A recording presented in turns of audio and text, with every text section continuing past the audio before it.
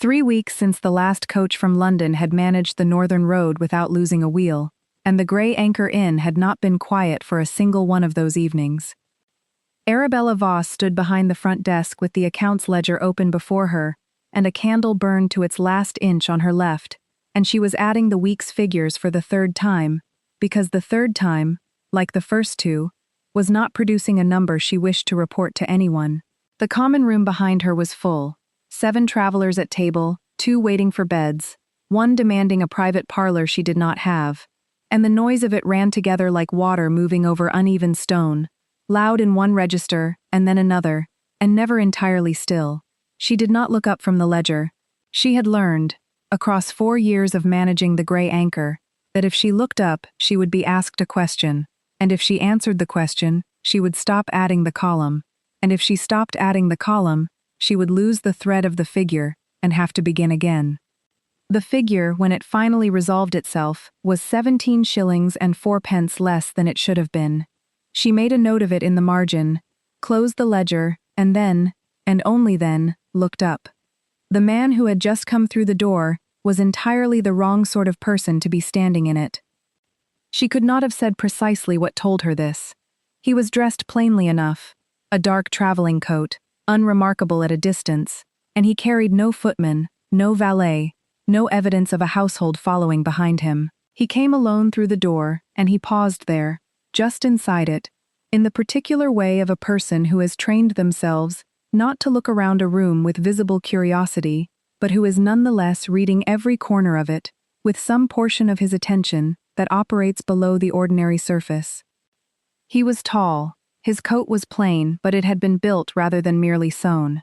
His boots, which were covered in the road mud that covered everyone's boots in November on the northern approach, were the correct boots for a man who did not have to think about whether he could afford better. He walked to the desk in a direct line, which was itself unusual. Most travelers entering the Grey Anchor worked their way through the common room first, examined the fire, found a seat, asked someone else where to get a room. This man came to the desk as though he already knew where the desk would be. "Good evening," he said. His voice was measured, not warm, not cold, measured, like a thing that had been calibrated and found to be accurate. "I require a room, the cheapest room available." And at the edge of all that noise and candlelight and pressed humanity, standing behind a desk with an inaccurate column still fresh in her memory, was Arabella Voss, who looked at him with the particular stillness of someone who has just identified something that does not quite fit the shape of its explanation, and said, "I'm afraid the cheapest room has no fire and a window that does not latch. The second cheapest is worse. I'm going to give you the best one." He looked at her, not with surprise, or rather, not with the ordinary expression of surprise. He looked at her the way a man looks at an object that is doing something he did not design it to do, and he finds the deviation interesting rather than inconvenient. "I asked for the cheapest," he said. "You did," Arabella agreed, "and I've given you a reason why I'm not going to provide it. Room 7 is at the top of the east stair. It has a fire already laid, a latch that functions, and a view of nothing in particular, which I find to be a suitable view. The rate is 2 shillings for the night, including supper." There was a pause. He looked at her, that measuring look, unhurried, deliberate, and then he said, 2 shillings. 2 shillings, she confirmed. "It is also the rate for the cheapest room, because I have not yet recalibrated the board for the season, and I expect the mathematics will sort themselves out." Something crossed his face. It was not a smile exactly. It was the structural precondition of a smile, the arrangement of features that would produce one, if the decision were made. The decision was not made, but she saw the precondition, and she noted it. "Very well," he said, and he gave her his name. Percival Ashworth, Duke of Crestmoor. She wrote it in the register without altering her expression, because 4 years behind this desk had taught her that the expression you allowed yourself in the moment of surprise was the expression people remembered, and she did not intend to be remembered for surprise. She handed him the key to room 7, and told him supper was served until 9. He took the key, nodded once, precisely, and went up the east stair. Arabella watched him go, then returned to the ledger. The 17-shilling discrepancy was still there, waiting. She picked up her pen and went back to work. She had been doing this for 4 years. keeping things standing that wanted very much to fall. One more evening was not going to distinguish itself by being difficult. The gray anchor had belonged to her father, and before her father, it had belonged to her grandfather, and before that, there had presumably been some founder whose name had not survived the family's capacity for careful record-keeping. What had survived was the building, solid, northern stone, 3 stories and a cellar, 12 rooms of varying quality and one common room that smelled of wool and wood smoke, and the particular kind of cooking that comes from a kitchen which has been producing the same 3 dishes in rotation for 40 years, and the debts. Her father, Thomas Voss, had been a good man by almost any reasonable measure. He had been patient and kind, and genuinely interested in the welfare of his guests and his staff, and he had kept accounts with the careful optimism of a man who believed the column would resolve itself correctly if you simply gave it enough time. It had not.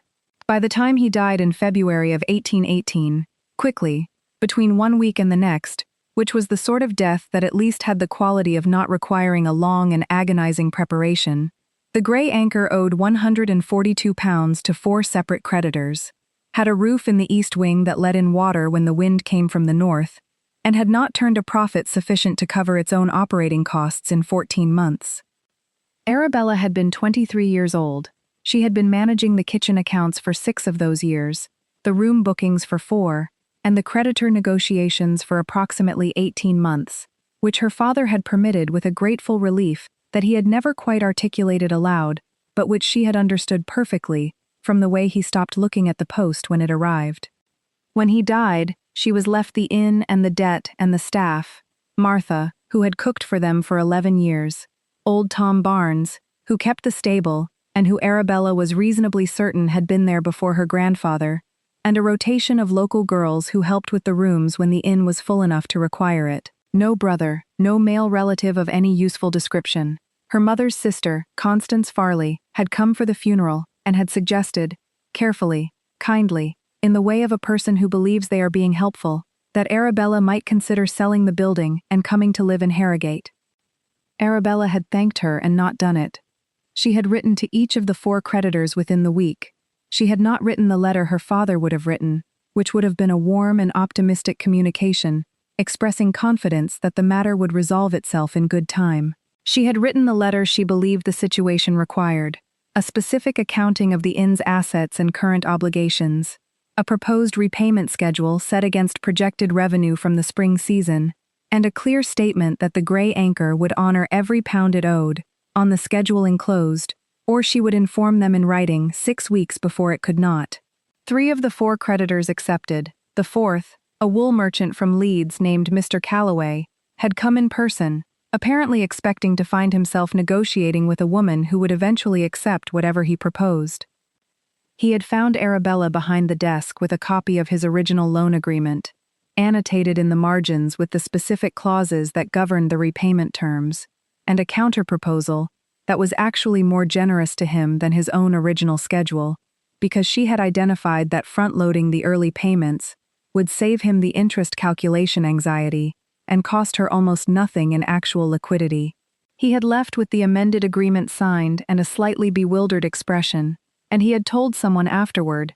This had reached Arabella through the reliable mechanism of Martha, who was acquainted with Mr. Calloway's kitchen maid, that the Voss girl was remarkably clear-headed for someone in her position.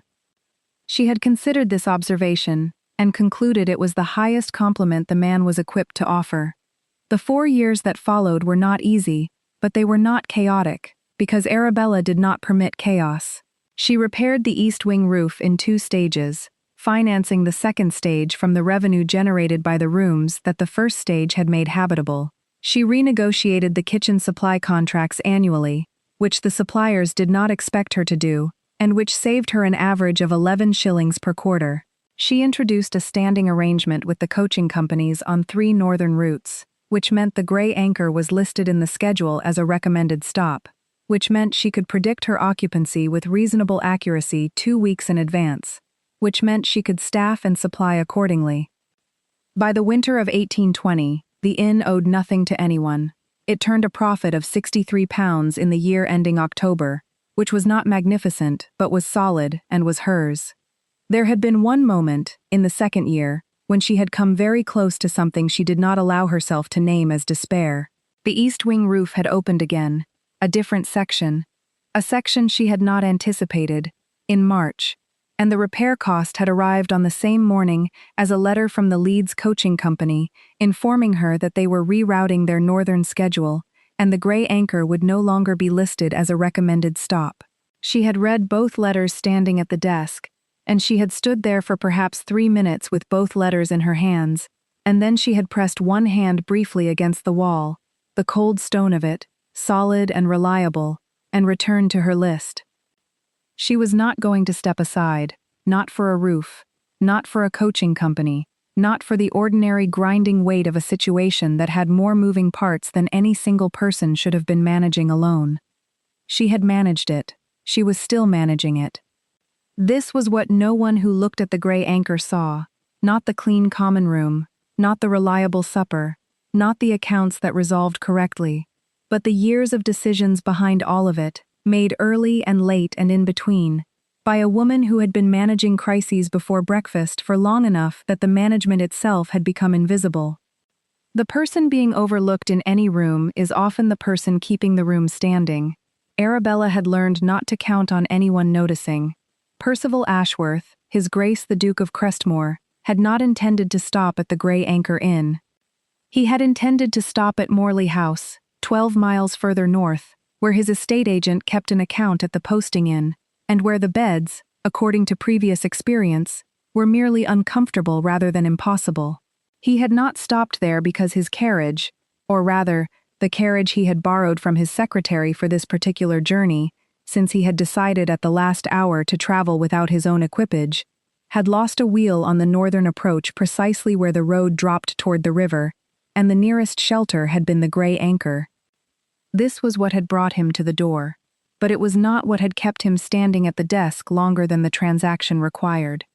He had engaged an inquiry agent in October, 3 weeks after his estate steward had come to him, with a report on the Crestmore home farm accounts that Percival had read twice, and found himself unable to dismiss. The steward, Henderson, a competent man of 30 years' reliable service, had identified a pattern of errors in the supply contracts that had been costing the estate approximately £60 annually for at least 6 years. Not fraud, Henderson believed, simple accumulated imprecision, the kind that developed when no single person was responsible for reading the contracts against the receipts. Henderson had presented this information with the apologetic manner of a man who believes he is delivering unwelcome news, and Percival had thanked him, and then spent the better part of an evening sitting alone in the study at Crestmore Hall, looking at his mother's portrait above the mantelpiece. His mother had run Crestmore Hall for 22 years. She had known every tenant's name, every supply contract, every creditor and every arrangement. The hall had been, under her management, a thing of extraordinary operational precision. And then she had died, 11 years ago now, a cold winter, a fever that went wrong, and Percival had been 24 years old and not equipped to replace what she had been, and he had put Henderson in charge of the accounts and turned his attention to the things he understood, the legal obligations of the estate, the parliamentary sessions, the management of his own affairs. He had not, he now understood, looked closely enough at what was being managed in his absence. He had hired the inquiry agent not to investigate Henderson. Henderson was honest and careful, but to find him someone who could do what his mother had done. Someone who could look at a set of accounts and see not merely the numbers but the structure behind them, the decisions that had produced them, the corrections they implied. The agent had come back with several names after 4 weeks, and one of them had been unusual enough that Percival had requested the full report. A woman, a widow, no, not even a widow, a single woman of 27, operating her late father's inn on the northern road with a degree of financial precision that the inquiry agent had found, in his words, frankly remarkable, for an establishment of this scale and ownership type. He had enclosed a summary of the Grey Anchor's creditor history, its current accounts as best he could reconstruct from publicly available information, and a note indicating that the proprietress had renegotiated her supply contracts 3 times in 4 years, and had twice declined offers to purchase the building, at prices the agent considered fair. Percival had read this report with the specific attention he brought to things that contained an anomaly he had not expected. He read it again. He set it on the desk beside his mother's last household ledger, which he kept there not for reference, but because he had never moved it, and he looked at both of them for some time. He was not a romantic man. He was not looking for a wife in any ordinary sense. He was 41 years old and had been managing his own affairs too long to have illusions about what marriage required. He was looking for a person who could look at Crestmore Hall the way his mother had looked at it. Someone who understood that an estate was not a house but a system, farms and tenants and supply lines and creditors and accounts, and that running it correctly was work of a particular and uncommon kind. He had not planned to stop at the Grey Anchor that evening, but when the carriage wheel went, and the driver pointed him toward the light up the hill, and he walked through the door and found her behind the desk in the candlelight, not waiting, not performing welcome, but adding, he had recognized something. He could not have said precisely what, but he recognized it. He went up to room 7, which was warmer than he had expected, and had a fire already laid just as she had said, and he sat for a long time in the chair by the window looking at the view of nothing in particular, and he made a decision. He had made decisions this way his entire life, slowly, completely, without announcement, and then with absolute commitment. He did not examine the decision after it was made. He had made it. He would stay for 3 days and see what he could learn. He was not given to performances of charm or social ease, and he did not attempt one. What he did, over the 3 days that followed, was simply remain present and observant.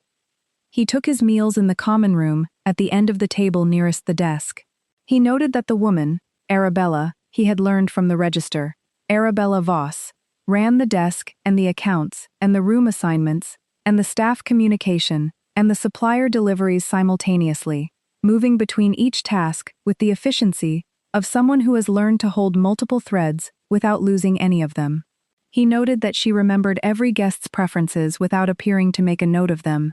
He noted that when a delivery arrived on the second morning that was short by 4 items, she identified the shortage before the delivery boy had finished unloading, and the subsequent conversation, conducted at the kitchen door, brief, civil, and completely without ambiguity, resulted in the missing items appearing within the hour. He noted, on the second evening, that she was doing the accounts after 10 o'clock, when everyone else had gone to bed, by the light of a single candle, and that she had been on her feet since at least 7 in the morning, because he had come down early and found her already at the desk. He noted, on the third morning, that she brought his breakfast herself, not because it was her role, but because the girl who usually did it had cut her hand in the kitchen, and Arabella had redirected the work without fuss or explanation, and covered it herself. She set the plate in front of him and was turning to go when he said, "How long have you been running this inn alone?" She looked at him, the measuring look again, from her side now, and he found he did not mind being the object of it. 4 years, she said. And before that? 6 years managing it alongside my father, unofficially. Unofficially, he repeated. He kept the register, she said, in the sense that his name was on it. She said this without rancor, as a woman states a fact that stopped being painful some time ago and is now simply part of the accurate record. He looked at her. She was not looking away. She was looking at him with the patient directness of someone who has learned that she has nothing to conceal and that concealment is anyway inefficient. And he said, "I wonder if I might speak with you this evening, about a professional matter." She was quiet for a moment. Then she said, "I serve supper until 9. After 9 I am generally available for professional matters." It was not what he had expected her to say. He was not entirely sure what he had expected. Hesitation, perhaps, or curiosity performed aloud, or the particular caution of someone who has learned that professional offers from strangers rarely arrive in the guest's interest. She gave him none of these. She gave him a time and a condition and a precise noun for what the conversation was, and then she went back to the kitchen. He found that he was already looking forward to 9 o'clock. The conversation, when it came, lasted until well past 11.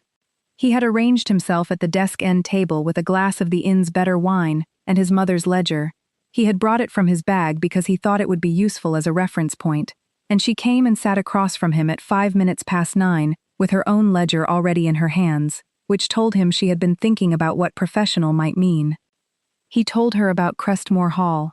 Not everything, not his mother, not the portrait above the mantelpiece, not the specific grief of watching a household lose its animating intelligence, but the practical facts, the size of the estate, the number of tenant farms, the supply arrangements, the accounts situation, as Henderson had identified it.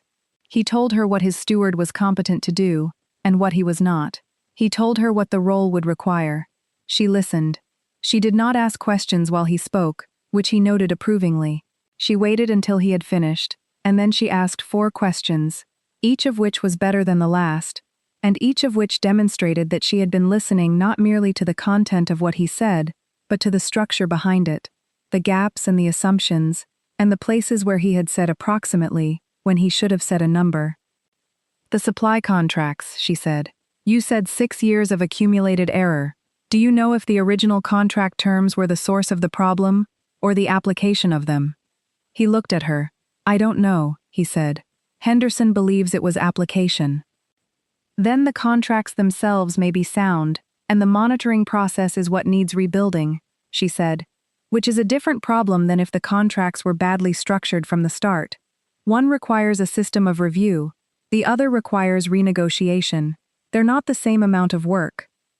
He was quiet for a moment, then he said, No, they're not.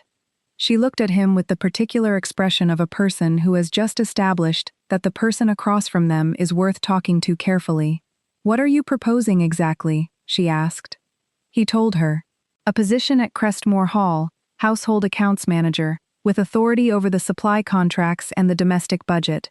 Not housekeeper in the ordinary sense. This was a different thing. A position that did not yet have a name in his household because no one had held it since his mother. A proper wage. He named it £80 annually, reviewed after the first year. Full authority within the domestic accounts, reporting directly to him. She was quiet for a long moment. He did not try to fill the silence. I own this inn, she said finally. Yes. I'm not going to abandon it. I'm not asking you to, he said. I'm asking you to consider whether the two things might coexist. The inn is a going concern. You might find a competent manager. You have clearly trained people before. She looked at the ledger in her hands, then at the ledger on the table, his mother's, which she had noticed, he could see, and had not asked about. Whose is that? She said. He had not intended to tell her. He told her. He told her that the ledger had belonged to his mother, who had run Crestmore Hall for 22 years, with a precision he had not found anyone to replicate. He told her that his mother had died 11 years ago, and that the hall had been, since then, managed adequately, but not well, and that he had spent 11 years believing that adequately was what was possible. He told her this in a flat and factual voice, which was the only voice he had for things he had not said aloud before, and he watched her face while he said it. She did not offer condolence.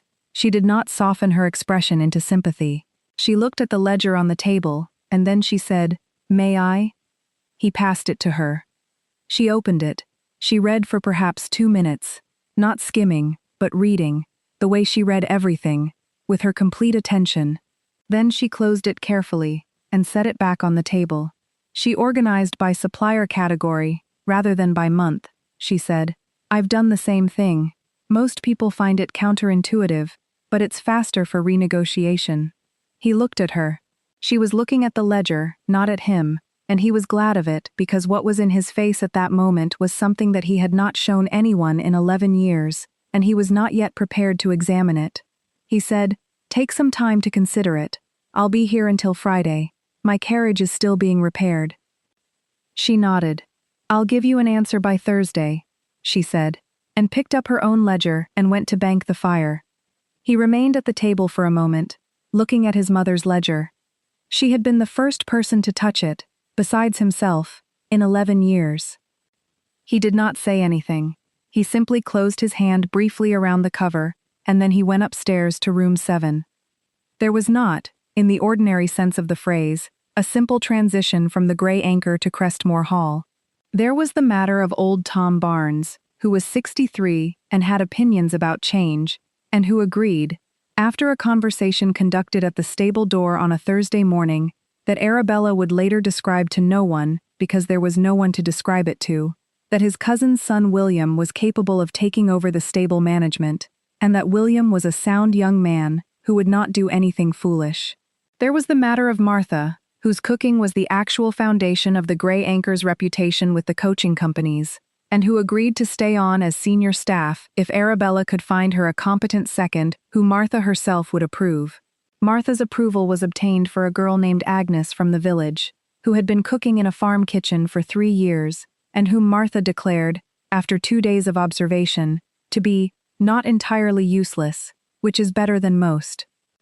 There was the matter of the inn's management, which Arabella arranged through a written agreement with a young man named Richard Alderton, the former accounts clerk at the Leeds Coaching Company, made redundant 6 months ago when that company consolidated its northern operations, who had the right kind of methodical intelligence and who agreed to a management arrangement that left Arabella as owner, with quarterly reporting rights and an immediate right of return if the accounts fell more than 5% below baseline. She wrote the terms of this arrangement herself. She wrote them in 3 drafts, each tighter than the last, and on Thursday morning she handed Percival the final version across the desk and said, "I want your solicitor to review this before I sign anything else." He had read it on the spot, standing at the desk. He read it with the same careful attention she had watched him bring to every document, and when he finished, he looked up and said, "My solicitor is going to tell you that Clause 4 is stronger than anything he would have proposed. Clause 4 is designed to protect my ability to return if the arrangement proves unsatisfactory," she said, "for either party." "Yes," he said, "I noticed." He sent for his solicitor by express the next morning. The solicitor arrived on Saturday, reviewed the arrangement, made 3 suggestions, accepted Arabella's rejection of 2 of them and her modification of the 3rd, and declared the agreement sound. Arabella signed it on Saturday afternoon. She left for Crestmore Hall on Monday morning in the Duke's repaired carriage, with her own accounts ledger in her bag, a letter of authority from Percival granting her access to all estate financial records, and a clear understanding that she was going into a household that had been managing itself without her, and that would not, in all probability, receive her arrival as an improvement. She had managed worse. She had managed a roof and a rerouted coaching schedule, and 4 creditors in the same year. She could manage this. Crestmore Hall was larger than she had expected, and older, and better in the ways that age and solidity produced, and worse in the ways that 11 years of adequate management produced. The house itself was sound, good stone, good bones, good roof lines. What was less sound was the internal architecture of systems. She could see this within the first 2 hours, not from any single dramatic evidence, but from the accumulation of small signs, a supply delivery logged in January that did not appear in the February usage accounts, a kitchen record that did not reconcile with the store's inventory, a tenant farm payment that appeared twice in the ledger under different headings. Henderson, the estate steward, received her with the careful cordiality of a man who has been told to cooperate and intends to, but who is not entirely certain that cooperation is the same thing as welcome. He was 55, precise in his own way, and he had 30 years of habit in how the accounts moved through the house. "The domestic accounts," he told her, on the first morning, with the particular emphasis of a man drawing a boundary that he hopes will hold, have generally been managed separately from the estate accounts. "I've handled the estate side. Mrs. Fairworth, the housekeeper, has handled the domestic side. I've read both sets," Arabella said. She had been given access to both sets the previous evening and had stayed up until 1 o'clock. "There's an overlap in the supply contracts for kitchen goods and household goods, where the categories aren't consistently applied, which means you're paying 2 contract rates for some suppliers when 1 consolidated rate would serve both. I've identified 7 suppliers where this applies. I'd like to address those first." Henderson looked at her with the expression of a man recalibrating an assumption. "The contracts are renewed in March," he said. 3 of the 7 have renewal clauses that allow for amendment at any quarter," she said. "I've marked them." She handed him the annotated list. He took it.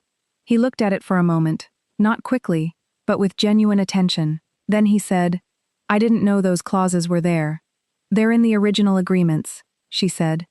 "In most cases in Section 4. He was quiet.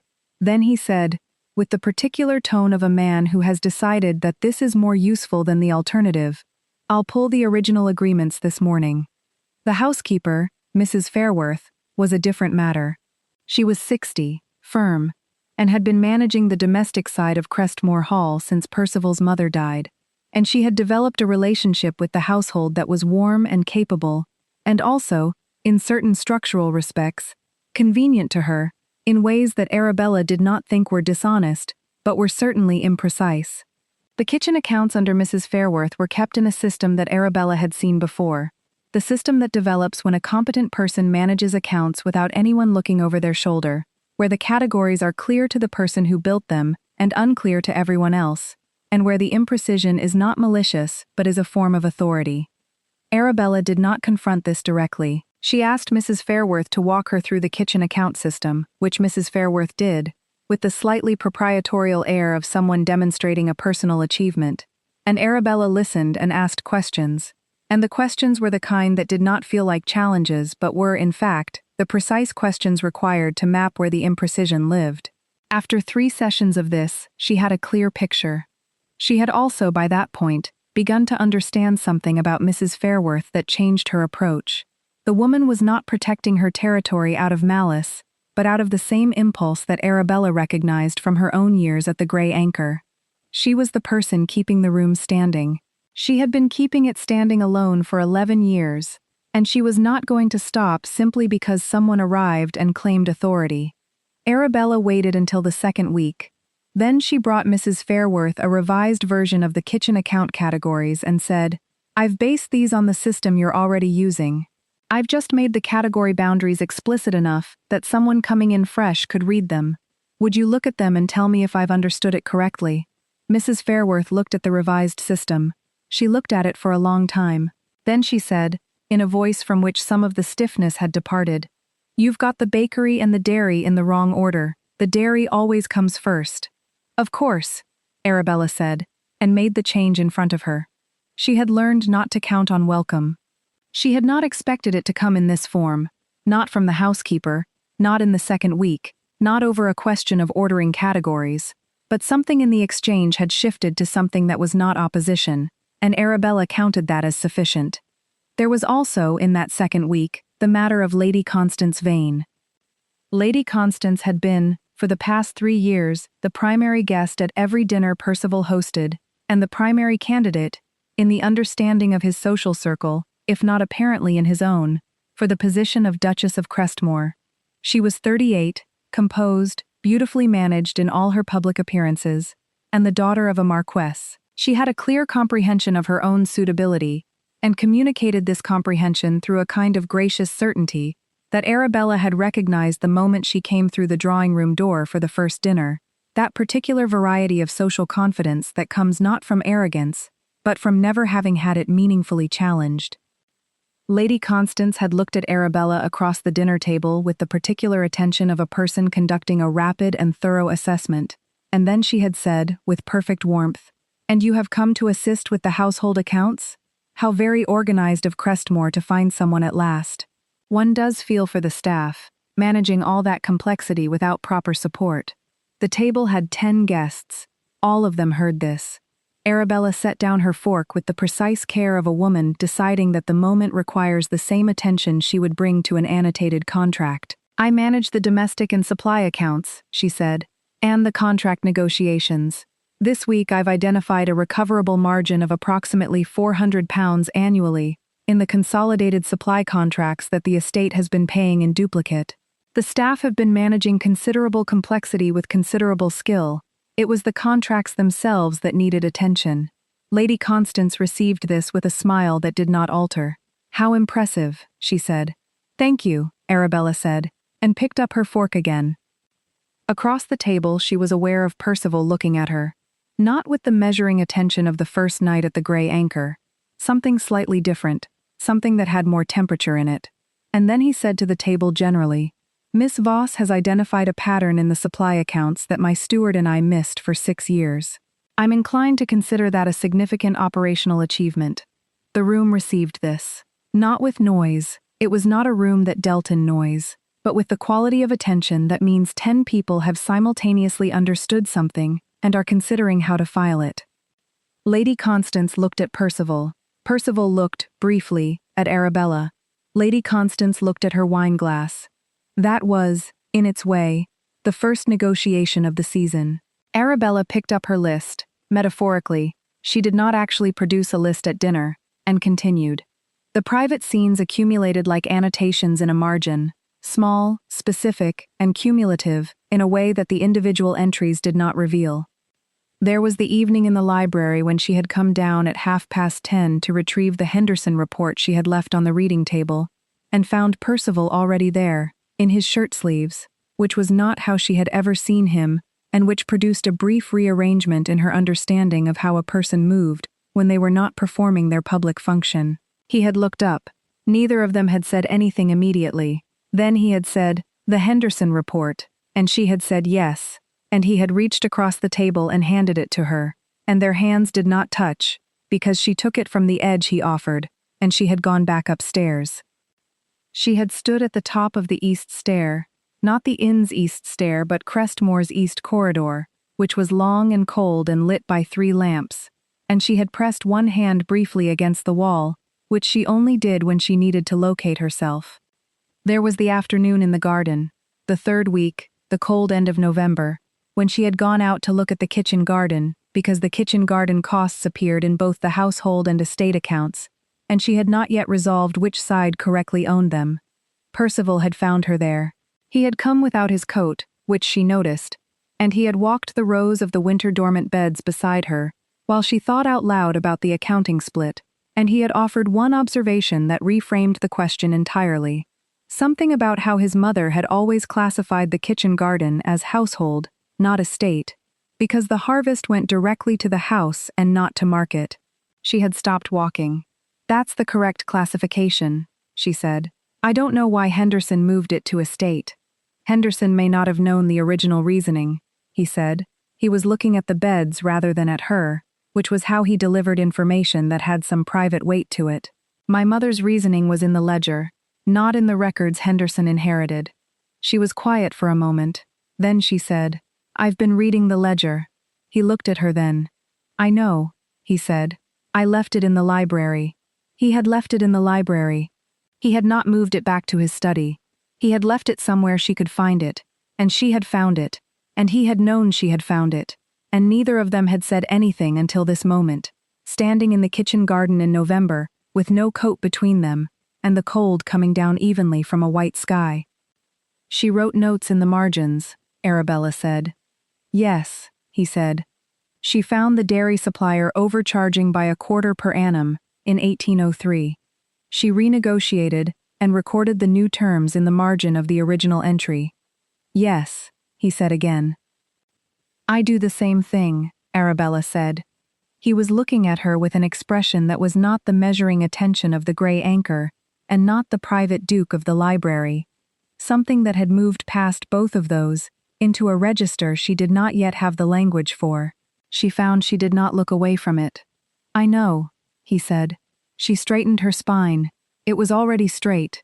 It was always straight, and said, "Your coat is inside, and it is 4 degrees at present. I'm going in." She turned and walked back toward the house. He followed her. At the door he held it open, and she went through first, and their hands did not touch, and she was aware of this with a specificity that she would not have predicted and did not examine directly. She had managed larger and more complicated things. She could manage this. It was, in the 6th week, that she found the evidence that recast the entire account history. She had been working through the original supply contracts, all of them, going back to 1812, because the consolidated contract renegotiation required knowing what terms had existed before and why they had been structured as they were. She found, in a file that had been misfiled between 2 estate maps in the lower drawer of the records cabinet, a letter dated September 1814, from a man named Frederick Crane. a solicitor she did not recognize, to a merchant named Aldwych, confirming an arrangement in which Aldwick's company would receive a premium invoice rate from Crestmore Hall in exchange for a quarterly payment to Crane. The letter was not ambiguous. It was not quite fraud in the criminal sense. Crane had not been the estate's solicitor. The estate's solicitor would have been complicit if he had known, but it was an arrangement that had cost Crestmore Hall a traceable sum that she could calculate from the contract records. She spent 2 evenings calculating it. The total, across 6 years and 4 supplier contracts where she could trace Aldwick's involvement, was £312. She brought the letter and her calculation to Percival on a Thursday morning. She laid them on the desk in his study, the study where his mother's portrait looked down from above the mantelpiece, and she said, "I found this in the records file. You should read it." He read it. He read the calculation after. He was quiet for a longer time than he usually was. "Crane died in 1819, he said. "Yes, I checked," she said. "Aldwych is still operating. The arrangement appears to have lapsed when Crane died. The invoice rates returned to market levels in 1820, which is probably why no one noticed it as a pattern. It had already stopped. But the money is gone. £312, yes. However," she said, 2 of the 4 contracts involved suppliers who are still trading with the estate. It may be possible to renegotiate current terms at a rate that recovers something of that margin over the next several years, without referencing the old arrangement at all. I've outlined the approach in the second sheet." He looked at the second sheet. He looked at it for some time. Then he said, "You could have simply renegotiated the contracts. You didn't need to find this." "No," she agreed. "But it was there, and accurate records require knowing what actually happened." He looked at her. There was something in his face, not the precondition of a smile this time, but something older and quieter than that, something that had to do with what it meant to hand someone a ledger and have them not just read it, but read behind it. "Yes," he said, "they do." He stood up. He took his coat from the back of the chair, and he draped it over his own shoulders, not her shoulders. This was not that kind of gesture, but he did it in the absent way of a man who has stopped performing composure for the moment, who is simply a person in a cold room, and she thought that this was perhaps the most private thing she had seen him do. She picked up the letters and the calculation from the desk and put them in the correct file. "I'll begin the renegotiation approach next week," she said. He said, "Arabella." It was the first time he had used her name without the prefix. She was very still. "Thank you," he said. It was not a large declaration. It was the specific and genuine gratitude of a man who has been given something he had been missing for 11 years and knows precisely what it is. She said, "You're welcome," and she went back to the library to work. The household Christmas dinner at Crestmore Hall was an annual event of some formality. 14 guests, a formal dining room, a program of music provided by 3 of the guests, and the particular social architecture of an occasion where everyone present knew that something was not quite as it had been. Lady Constance Vane was there, as she always was. The Duke of Harnsworth, Percival's father's oldest associate, was there, a man of 71 who had known Percival since childhood and who had made his opinion of the current domestic arrangements known to Percival in a letter that Percival had not shown to Arabella, but which she had understood through the particular quality of Harnsworth's regard when he greeted her at the door. He was not unkind. He was simply a man who had decided what was appropriate 30 years ago and had not found sufficient reason to revise the decision. He looked at Arabella with the careful courtesy of someone acknowledging the presence of an arrangement he considers structurally irregular. She wore her gray silk, which was the best thing she had, and which she had worn before, and which, she was aware, communicated exactly her position in the household with the accuracy of a ledger entry. She was not a guest. She was not a servant. She was a thing the social system did not have a proper category for, and everyone in the room knew it, and everyone in the room was managing their response to it according to their own inclinations. She sat at the end of the table, as she always did.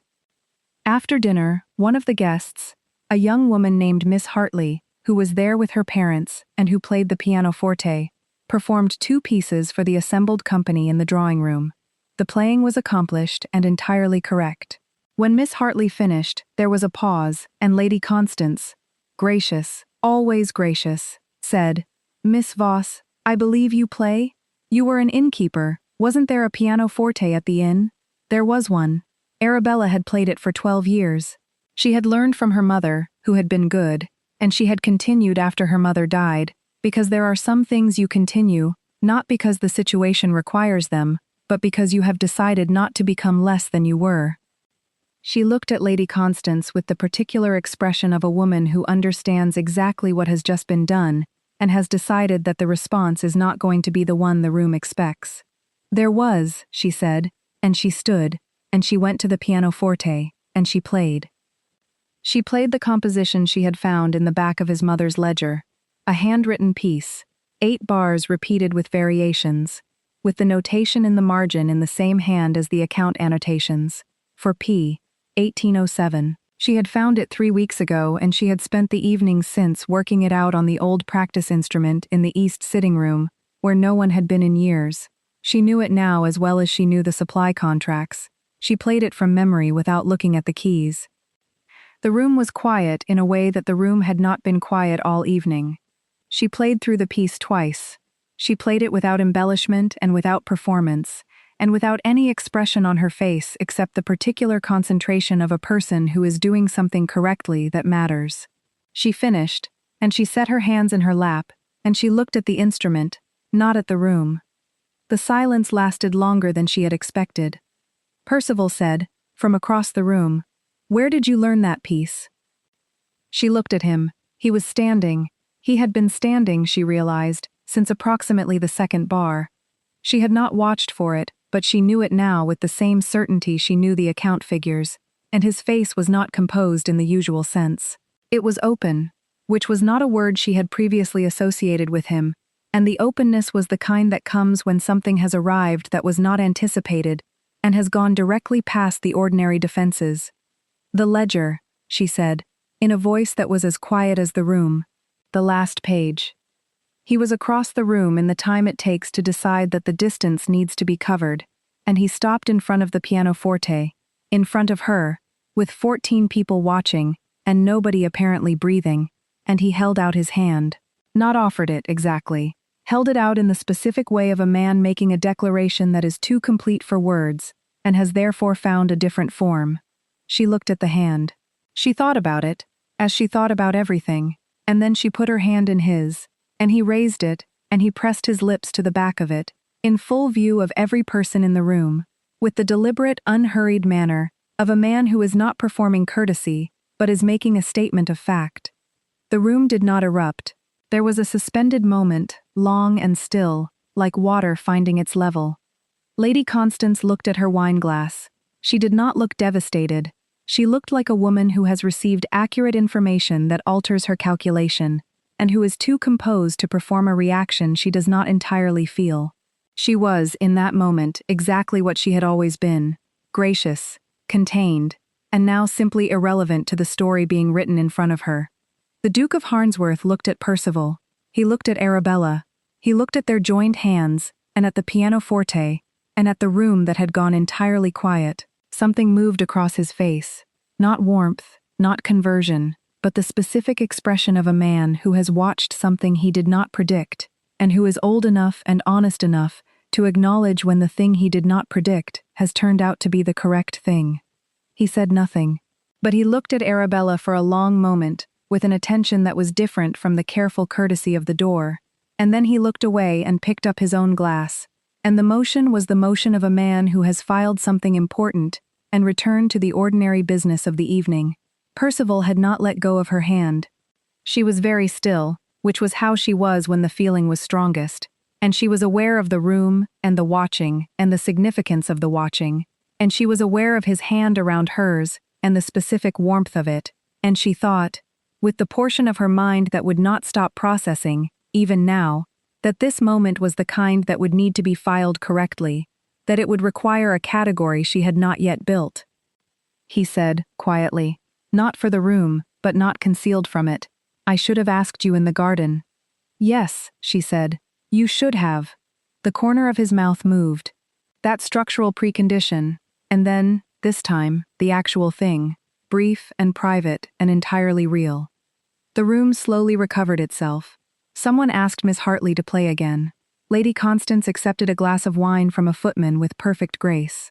The evening moved on, as evenings did, and Arabella sat beside Percival at the edge of it and felt the particular warmth of being in a room where everyone now knew something true. He proposed, formally and with full expectation of acceptance, in the library on the following morning. He said the things that were required: his position, the practical advantages, the appropriate form. She listened with her hands folded in her lap and her expression attentive, and when he finished, she said, "I understand what you're offering. I'd like 24 hours to consider it properly." He said, "Of course," because he had learned, by this point, that she did not do things she had not thought through, and that her thinking through was part of what he was proposing to have permanent access to. She considered it. She went through the accounts ledger that evening, not because the accounts were relevant exactly, but because thinking with a document in her hands was simply how her mind worked. She considered the Grey Anchor, and Richard Alderton's management, and the quarterly reporting clause. She considered Crestmore Hall, and the kitchen garden, and the consolidated contracts, and the letter from Frederick Crane that she had filed in the correct drawer. She considered the pianoforte, and the piece for P from 1807, and what it meant that he had stood up at the second bar. She considered the man, cold on the surface, which was the aftermath of loss, and underneath it, something that was not warm in the ordinary sense, but was steady, which was better. She considered what it meant to be chosen by someone who had done his research, and still arrived at the same answer. She had been doing invisible work for 10 years. She had been keeping things standing while no one looked. She had been waiting, not consciously, not with hope performing itself, but waiting in the way of a person who knows that what they are deserves to be seen, and who has simply been in the wrong rooms. 24 hours after the formal proposal, she went to his study, and knocked, and came in, and said, "Yes, I will." He looked up from the desk. He was very still, his version of the strongest feeling, and then he said, "Thank you for considering it seriously." "I consider everything seriously," she said. "I know," he said, and he came around the desk, and he held out his hand, and she put hers in it. The private proposal came 3 weeks later, not a re-proposal. The arrangement had been made, but the real thing, which is a different matter from any arrangement.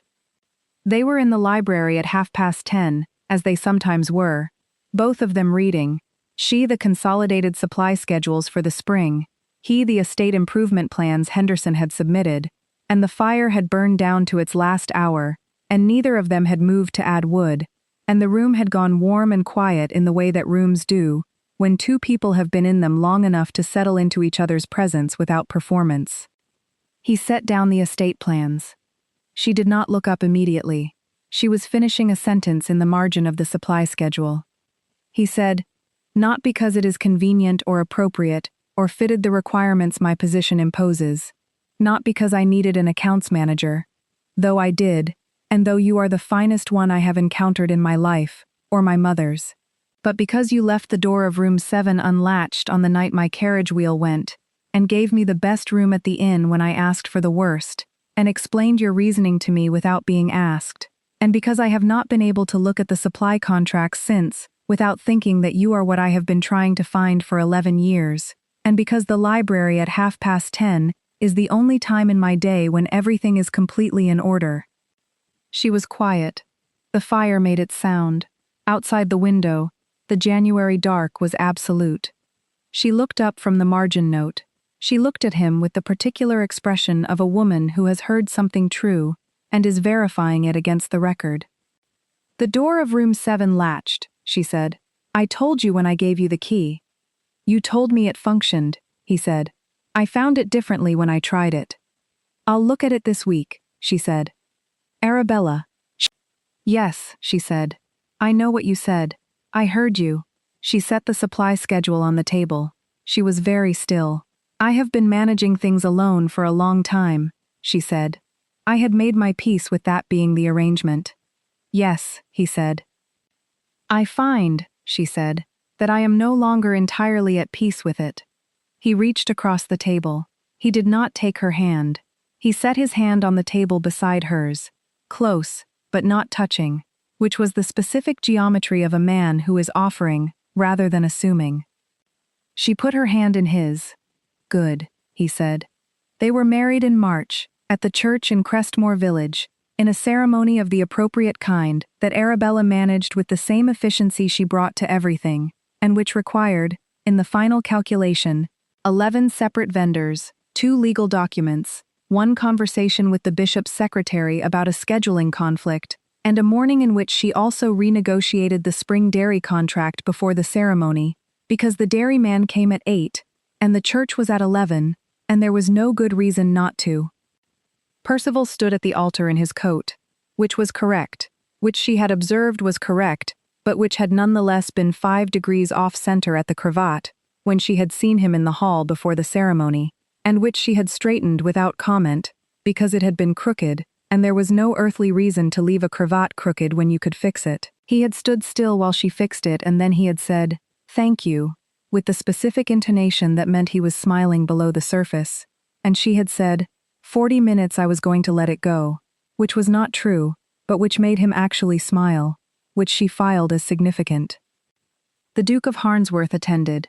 He came to Arabella at the wedding breakfast, and he said, with the careful delivery of a man composing every word, "I was not correct in my initial assessment. I acknowledge that." He did not say what the incorrect assessment had been. He did not have to. He looked at her with the particular expression of a man who is not apologizing. He was too old and too certain of himself for apology, but who is performing the closest available gesture. She said, "Thank you, Your Grace," and meant it as what it was, the acknowledgement of an acknowledgement, clean and complete. He nodded once and went back to his breakfast. It was enough. The Grey Anchor continued to operate under Richard Alderton's management, and Arabella's quarterly reviews confirmed that Alderton was steady and improving in precisely the ways she had hoped. She visited twice in the first year, and old Tom Barnes, retired now, but still present at the stable because William had no objection, waved at her carriage from the yard as if she had never gone anywhere, which she found, to her mild surprise, was the warmest thing anyone could have offered. At Crestmore, the consolidated supply contracts were completed by midsummer, 29 of the 37 original agreements renegotiated, the remaining 8 in process, and the annual recovered margin came to £408, which was £8 above her estimate, and which she noted in the margin of the account record with the particular satisfaction of a correct prediction confirmed. She built, over the first 3 years, a set of account management procedures, a complete system, annotated and explained, that was clear enough for any competent successor to read and apply. Percival's friend from the Northern Estates Circuit, Lord Alderton of Fenwick, saw the system during a visit and asked for a copy. She made one, with additional notes specific to his estate's situation. 2 other estate managers wrote to her after that, and she answered both letters in full. By 1824, 7 estates on the Northern Circuit were running variations of the Crestmore account system, and 2 of the estate managers who wrote to her were women, one a housekeeper with genuine accounts authority, one a young widow in a situation not entirely unlike the one Arabella had known at the Grey Anchor, and Arabella answered their letters first and in more detail than anyone else's. Their daughter was born in the 2nd year. They named her Margaret, after Percival's mother, which had been Arabella's suggestion, and which Percival had received with the stillness that meant the feeling was strongest. Margaret Ashworth arrived in the world with her father's capacity for deliberate and complete attention, and her mother's inclination to examine whatever was in front of her with full concentration, and she expressed both of these qualities loudly and specifically from approximately the first hour. By the time she was 18 months old, Margaret could be found on any given morning sitting on the library floor, with the supply schedules spread around her in a radius, which was not useful, but which was, Arabella privately thought, entirely correct. It was a Tuesday morning in November of 1823, 5 years, almost to the month, since a carriage wheel had gone on the northern road, and Arabella was at the desk in the estate office with the consolidated winter accounts open before her, and the candle burning correctly at a good height because she had replaced it before she needed to, and Margaret was on the floor behind her, conducting some private investigation of the document cabinet's lower drawer, which was empty and therefore safe, and Percival came in through the door and stopped when he saw her.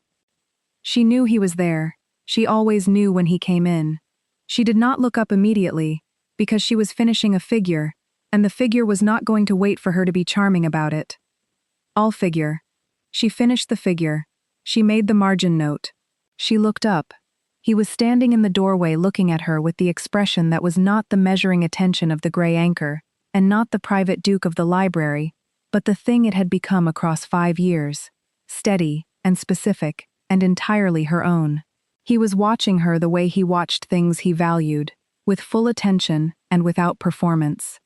"The winter contracts are going to come in under budget," she said, "by approximately £12. I want to put it toward the East Tenant Farm drainage." Henderson agrees. "Henderson always agrees with you now," Percival said. "Henderson recognizes a sound argument," she said.